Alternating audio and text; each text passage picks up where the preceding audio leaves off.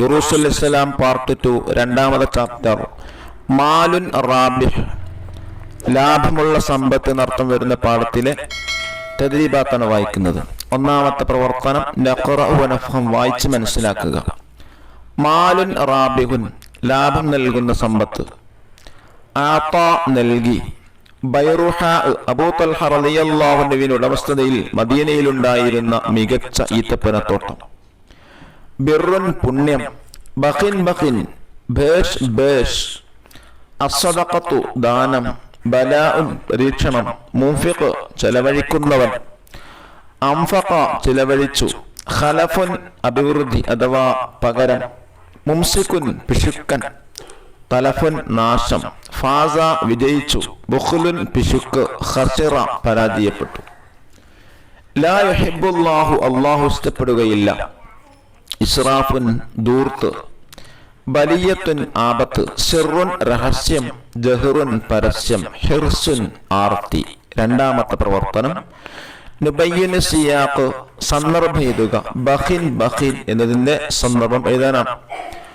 മസ്ജിദ് നബവിയുടെ തൊട്ടടുത്തുള്ള ബൈറുഹാ തോട്ടത്തിന്റെ ഉടമയായിരുന്നു അബൂ തൽഹ റളിയല്ലാഹു അൻഹു. ഏറ്റവും ഇഷ്ടപ്പെട്ടു അവർക്ക്.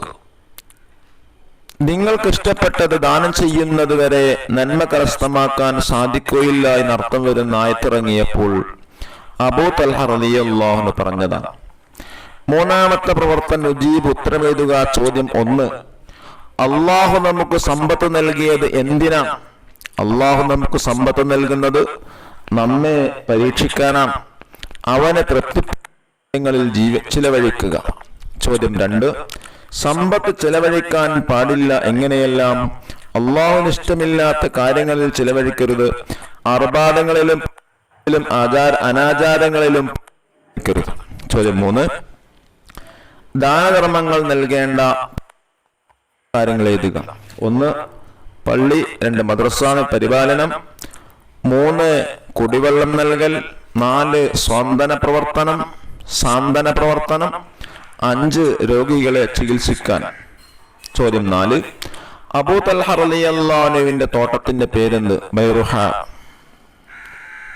ചോദ്യം 5, എപ്പോഴാണ് അബൂ തൽഹ റളിയല്ലാഹു അൻഹു തന്റെ തോട്ടം സംഭാവന നൽകിയത്? നിങ്ങൾക്ക് ഏറ്റവും ഇഷ്ടപ്പെടുന്നത് ദാനം ചെയ്യുന്നത് വരെ നന്മ കരസ്ഥമാക്കാൻ നിങ്ങൾക്ക് സാധിക്കുകയില്ല എന്നർത്ഥം വരുന്ന ആയത്തിറങ്ങിയപ്പോൾ. നാലാമത്തെ പ്രവർത്തനം തഖ്സീസ്, അസൈൻമെന്റ് ചെയ്യാനാണ്. നിങ്ങൾ ദാനധർമ്മങ്ങൾ ചെയ്യാറുണ്ടോ? അനുഭവം എഴുതുക.